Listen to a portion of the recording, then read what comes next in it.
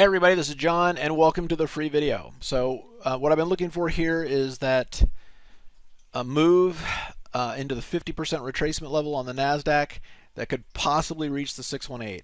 Today we did get that 50% level. You know, that was something that here looked good, here didn't look so good, and then bam, here we are. A lot of this, and I'll talk about this in the premium video, a lot of this is being driven by the internals, just the put call ratios, the skew. Plus, just in 2008, this happened all the time. The markets would fall, and then for a couple of weeks they'd retrace like half the rally, and then everybody get bullish again, and then boom, they would go to new lows. So this happened in 2008 all the time. It's just happening much more compressed. So at this point, I think we have a little bit more upside left. I don't think we're going to get through that 618, and then I think, remember, we have a 3-day weekend coming up, and I think the idea that people would be nervous about being long going into the weekend would make sense. So basically looking to try to cash in long, start selling some call credit spreads, but also just kind of being in cash over the 3-day weekend. You don't want to spend the 3-day weekend worrying about your positions, right? A lot of eyes here on Tesla. So Tesla has earnings coming up in about 2 weeks, give or take a day, I think on April 22nd. So we've been blasting up here, and the question is from here, is there an opportunity for a move to the 1272 extension at 590? I like the idea. There isn't like a great setup here. This is kind of a, just you buy weakness and hope it's going to get going, which I know it's funny because it's like, oh my God, why would you do a trade where you can hope?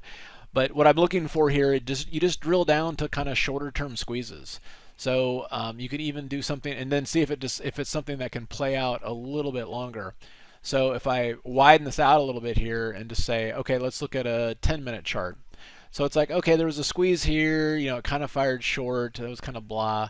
What about a 5-minute chart? Well, the 5-minute chart, you can see we had a squeeze here early in the session, nice move higher. This 5-minute squeeze ended up ultimately firing short, and then there's another one setting up. So for tomorrow, is this going to, fire short or down? Short or long. If we can get through tomorrow through this downtrend line, then I think then we can at least take out this high and get something interesting going. The question is, I'm willing to buy support. The question is just how firm Tesla's going to be, which is also going to be lined up with how firm the markets are. All right, and then from there, last but not least, let's take a look at TLT. So TLT is an ETF that represents the bond market. And of course, when this all first started going down, there's this beautiful weekly squeeze here. TLT went from like 140 to 180.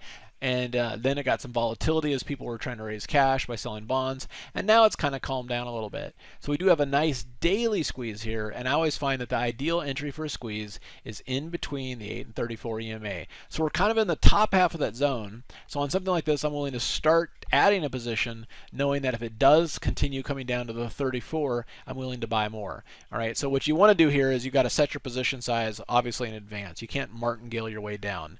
So what I mean is, okay, if you know that you'd be fine with 9 option contracts, okay, or let's call it 100 shares, or 300 shares to make the math easy. We'll start off with 3 option contracts and 300 shares.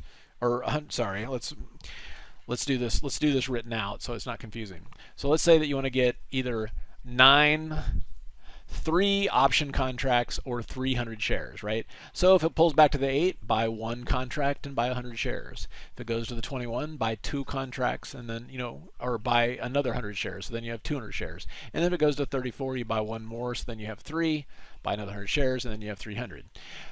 So the next question is asked, well, what if you buy here and it takes off? Well, if it starts to take off and it takes out, the prior day's high, I'll actually buy on that too. So I'm fine buying on weakness or buying on strength, but I try to limit my first initial entries in that zone. Okay?